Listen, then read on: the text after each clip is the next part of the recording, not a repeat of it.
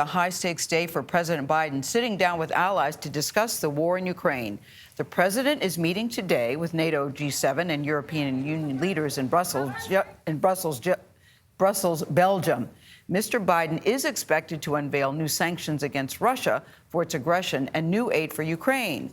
Ukrainian President Volodymyr Zelensky addressed the NATO meeting virtually. NATO says it's sending troops to Bulgaria, Hungary, Romania, and Slovakia, NATO members that used to be Soviet satellites. The move effectively doubles the number of battle groups along NATO's eastern flank close to Russia. For the first time yesterday, Secretary of State Antony Blinken formally accused Russia of committing war crimes in Ukraine, including an attack on a maternity hospital. CBS News foreign policy and national security contributor H.R. McMaster joins us now. The retired three-star general served as National Security Adviser in the Trump administration. General, it's good to see you again. Good morning. Hey, Vlad, great to be with all of you. Thank you. So, General, let me ask you about this. NATO is doubling the number of troops at its border with Ukraine. NATO has also vowed not to fight Russia directly in Ukraine. President Zelensky, in a speech, is asking for clarity on the help that he's called for. What's the purpose of doubling those troops if NATO's not going to get involved? Well, first of all, we're trying to deter further aggression. I mean, I'll tell you, Vlad, I think, we are like it seems like we're in 1939. And when Poland was under assault, initially by, the Nazis and then by the Soviet Union. And so I think a lot of these measures are designed to ensure that the conflict doesn't expand. But I think what's encouraging is the doubling down on more and more support for the Ukrainians, who cannot help but inspire us with their courage, with their resilience, and standing up to this aggression. And it's the saddest situation any of us could imagine, right? Who thought? Many people thought, hey, this era was done. This is from the past, this kind of carnage that we're seeing.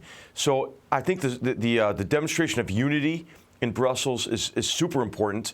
The commitment to deterring further conflict, but I think especially, Vlad, I would emphasize the doubling down on support for the Ukrainians. General, you mentioned 1939. Even in my first Army ROTC class, I learned that since 1938, 1939, the strategy of any military is to take out airfields, take out airports, ensure that your forward supply troops are being supplied in the rear, use air power to conduct those attacks. The Russians haven't been doing that.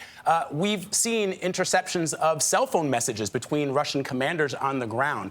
What's the strategy there? Does it appear to you that Ukraine can actually win this even without NATO support? Absolutely. And Vlad, when we talked about this almost a month ago, I mentioned at the time, Russia's already failed. I mean, they failed in terms of their initial objectives to try to subjugate all of Ukraine.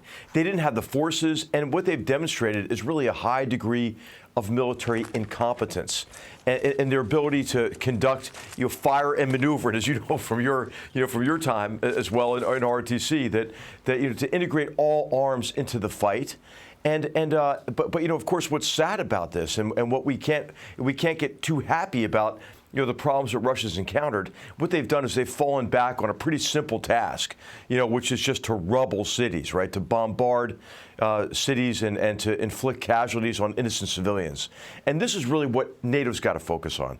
I mean, we talk about individual weapon systems. Should they have MiGs or not MiGs and so forth? But what's really important is to ensure that the Russian military can no longer bomb cities and inflict mass casualties on innocents with impunity. Yeah, I think people are surprised of the ineptitude of the Russian military so far. I'm also surprised that Vlad was in an ROTC class, but that's a whole nother conversation. I'm like, what? What did you just say? But as you know, General, the U.S. has declared Putin a war crime, declared what is happening here a war crime. Does this mean that the U.S. should change its strategy here since they've made that declaration? That's very unusual. Gayle, I think so, right? So, what's happening is horrible, right? We're all, our hearts are broken for the Ukrainian people. I mean, 25%, 1 in 4 of Ukrainians are displaced right now, right? We have, approaching now 4 million refugees. And the projections are that if Russia can continue to bombard population centers, that maybe they're going to kill 1 million people. Maybe there'll be 10 million people who are refugees. So I think what's really important, and I hope this is what's happening in Brussels right now, is let's do right now what we would do after Putin kills 1 million people. And I think it's really important to do everything we can to address this humanitarian catastrophe. I think our objectives ought to be, hey, first of all, ensure Vladimir Putin fails, right? Because if he doesn't fail in Ukraine, this isn't the end of this, right? And the second objective is to mitigate the humanitarian catastrophe. Of course, we want to prevent escalation. There's been a lot of talk about that. And then finally, I think, Gayle, we can bend this situation in a way that shifts the balance in the world away from these authoritarian powers on the Eurasian landmass, China and Russia, and back toward the free world and our democratic and free and open societies. General, the Biden administration is warning that Russia will ramp up cyber attacks on Ukraine in the U.S. Why haven't we seen cyber attacks from Russia yet?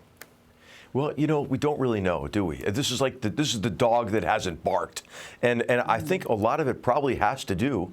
The Ukrainians are pretty darn capable, and I think that they probably had, and I'm speculating. I'm not privy to any sort of classified information on this, but I think they probably went after the Russians pretty effectively, and I think the Russians are probably back on their heels a bit. In cyberspace. And of course, in cyberspace, this isn't just a new thing, right? We have been under attack every single day by the Russians.